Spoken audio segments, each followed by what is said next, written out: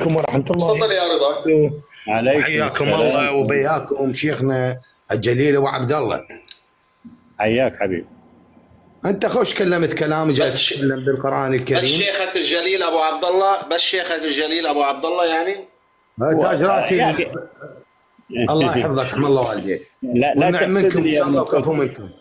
لا شيخنا أبو تحسد عبد لي. الله تكلمت في آيات من محكم القرآن الكريم وجزاك الله ألف خير. بس بلكة تقول لي إنه هذا القرآن هم له تفسير، تمام لو مو تمام؟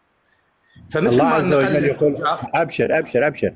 الله عز وجل يقول تفسير القرآن في البخاري. طيب اسمع يا رضا، اسمع يا رضا، اسمع انت سألت. انا شنو انا اسمع واروح لك.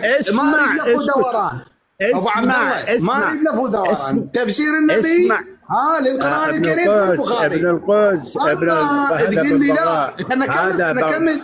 انت ببغاء ولا ادمي؟ انت ببغاء ولا ادمي؟ انت ببغاء ولا ادمي؟ بس خليني اكمل. انا اعطيني بس خليني اكمل. رضا انا استاذ. عمي رضا. نعم عمي رضا. الانسان زين. هل كان نبيكم انسان او جهاز تسجيل صوتي فنقل القرآن فقط وفقط بلا بيان ولا تفسير ولا تأويل؟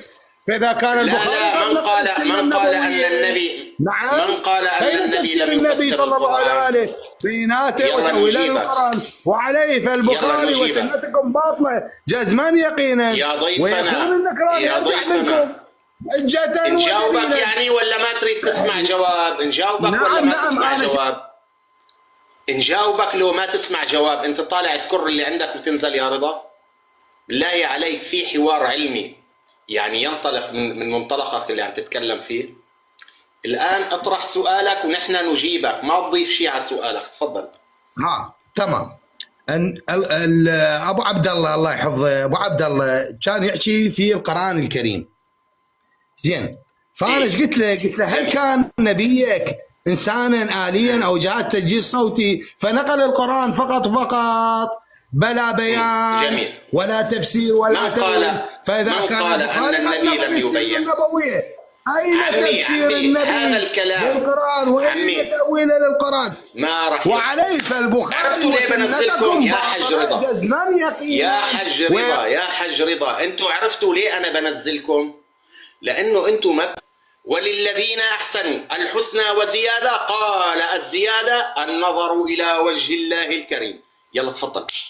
استاذي انا اريد القرآن كامل مو آية واحدة. القرآن اين تفسيره؟ انت انسان مطي ما تفتهم. لو تفتهم